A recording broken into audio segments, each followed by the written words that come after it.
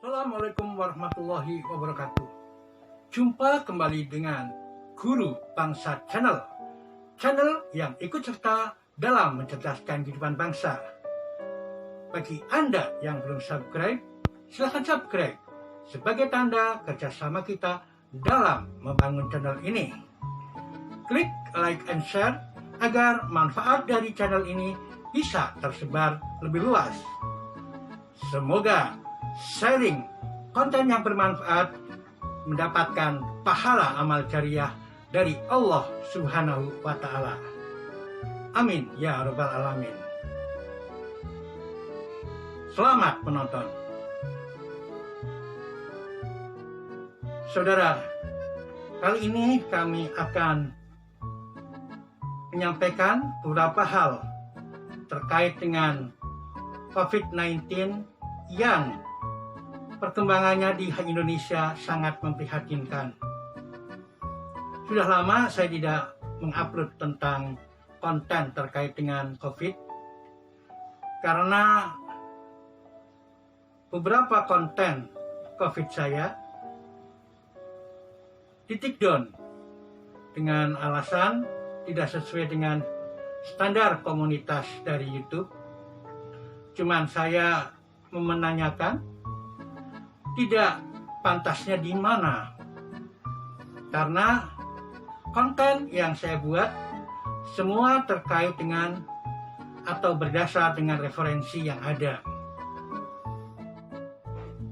Karena perkembangan COVID-19 di Indonesia akhir-akhir ini sangat mengkhawatirkan, terus menanjak.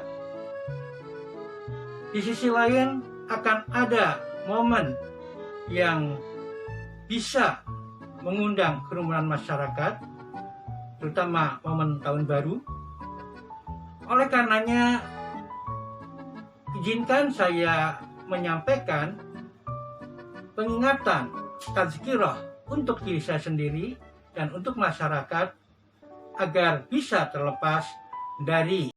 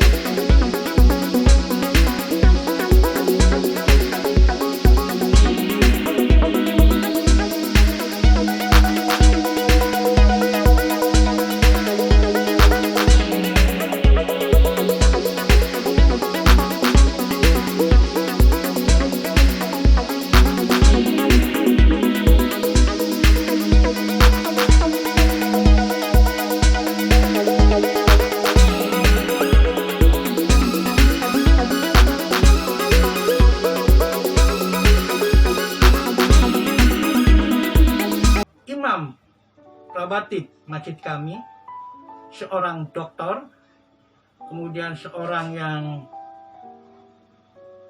hafiz 30 juz internasional. Beliau juga orang yang sangat zuhud dan lebih memilih untuk membimbing jamaah untuk taklim rutin daripada bercuap-cuap di tempat-tempat yang mungkin lebih populer. Ternyata beliau yang dalam ukuran saya begitu tinggi ilmunya, amalnya, dan imannya, ternyata terkena dan wafat karena COVID-19. Insya Allah beliau syahid. Dan tidak hanya ulama, imam, atau ustadz, bahkan pejabat tinggi, menteri pun kena. Gubernur, bupati, wali kota, camat, lurah, RT, dan sebagainya, serta masyarakat biasa pun kena. Jadi, sekali lagi, COVID-19 tidak pandang bulu, bisa mengenai siapapun.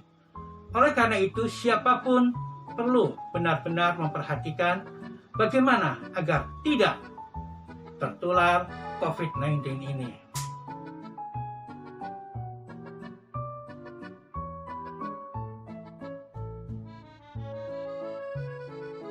Satu hal yang menarik adalah kasus infeksi terakhir yang saya ketahui yang mengenai seorang artis kita, DP atau Dewi Persik. Dari foto yang beredar, saya melihat infeksi yang mengenai DP ini sangat spesifik karena pada gambar-gambar itu saya melihat ada bercak-bercak merah di kulit atau semacam dermatitis. Ini tentu saja gejala yang baru yang kita amati, yang terjadi di Indonesia. Karena sebelumnya masalah dermatitis sudah ada terjadi di salah satu negara Eropa. Kalau di Inggris juga Prancis. Kalau di Belanda malah justru penelitinya menemukan COVID-19 ini di air limbah. Dan di Amerika ternyata gejalanya sangat luas, ada hati, otak, dan sebagainya. Ini bukan hoax, tapi saya hanya ingin menyampaikan dengan kasus yang terjadi pada artis kita DP. Tentu saja kita berharap, kita semua berdoa, mudah-mudahan semoga cepat disembuhkan. Ada hal yang baru yang perlu kita perhatikan, yakni untuk kejadian di Indonesia, ternyata COVID juga memberikan gejala baru, yakni adanya dermatitis. Kita sudah membaca bahwa di Indonesia peta genetiknya atau gen virusnya yang diteliti oleh lembaga Eijkman sudah ditemukan. Apakah virus yang menyerang DP ini adalah varian baru setelah mutan? Nah, tentu saja kita menunggu hasil penelitian dari para ahli kita. Hal ini tentu saja menambah keprihatinan kita. Di tengah dunia sedang digegerkan dengan mutan dari virus yang terjadi di Inggris, sehingga Eropa mengisolir Inggris. Yang terjadi di Indonesia adalah adanya gejala baru dari korban COVID-19, yakni adanya gejala dermatitis. Mungkin sudah pernah ada, tapi yang saya tahu baru kali ini ada gejala dermatitis yang cukup signifikan. Artinya tidak 1 titik 2 titik, tapi terasa begitu masif. Nah, sekali lagi, apakah ini karena varian dari virus hasil mutan yang berbeda, atau hanya karena kebetulan ada gejala yang berbeda? Ini tentu saja kita menunggu hasil pemetaan dari genetik virus khusus ini. Dan saya harapkan hal ini memang mendapatkan tekanan khusus, perhatian khusus dari pihak yang berwenang, terutama tentu saja adalah dari lembaga Eijkman. Mengapa saya katakan berharap dari Eijkman? Karena memang Eijkman sudah berhasil dengan pemetaan virus lokal sendiri.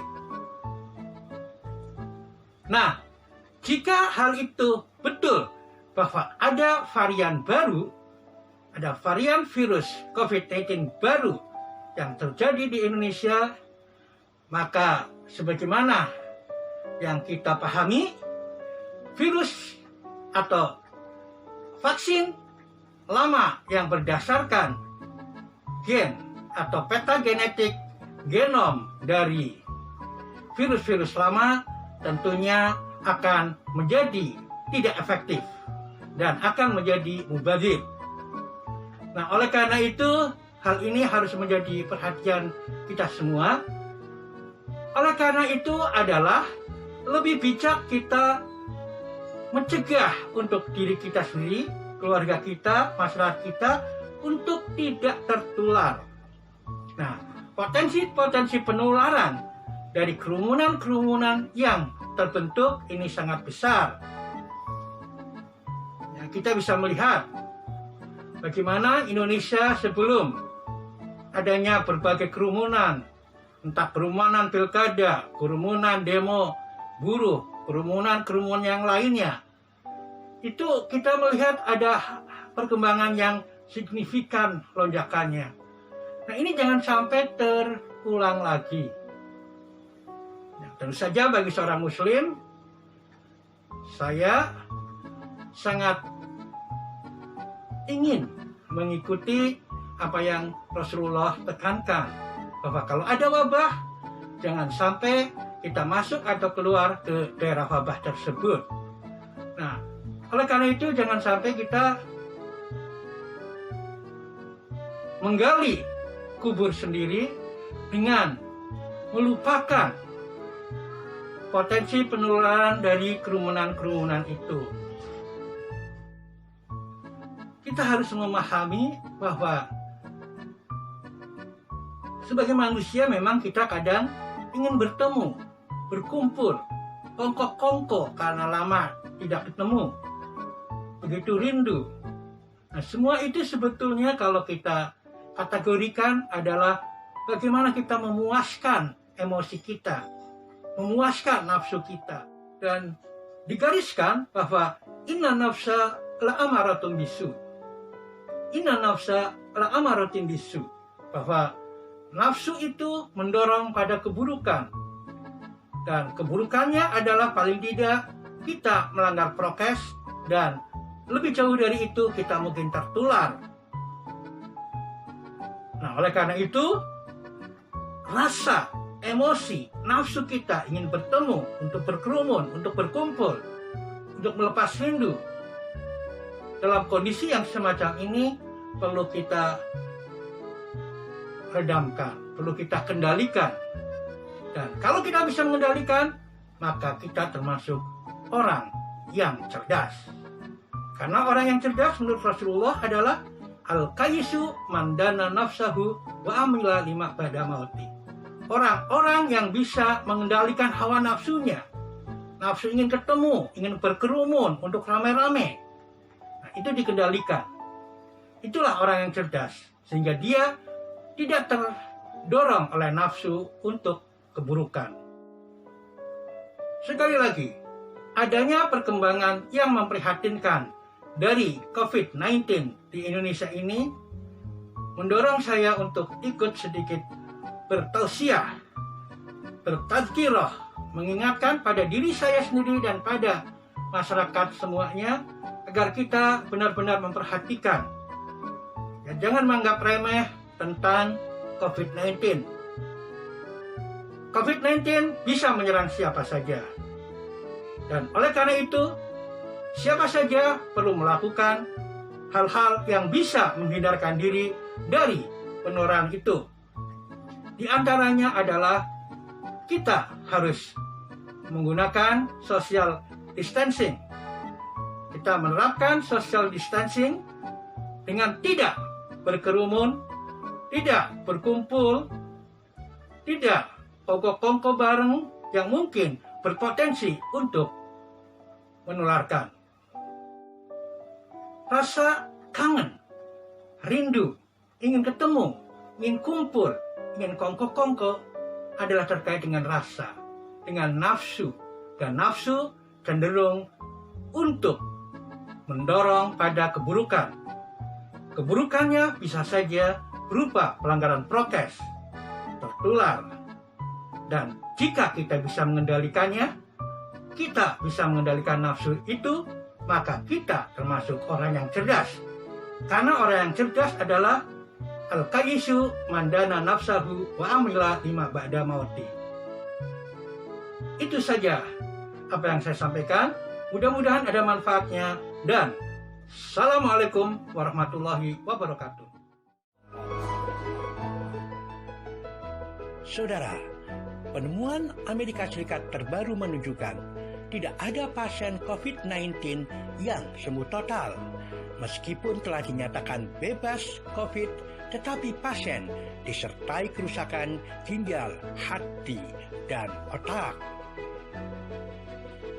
Memperhatikan karakteristik infeksi COVID-19 yang tidak sebagaimana lazimnya corona biasa, pada publikasi sebelum ini kami berhipotesa telah ada modifikasi pada corona asalnya, paling tidak di kapsid dengan bahan yang bisa tahan beberapa hari dan bersifat toksik bagi ginjal.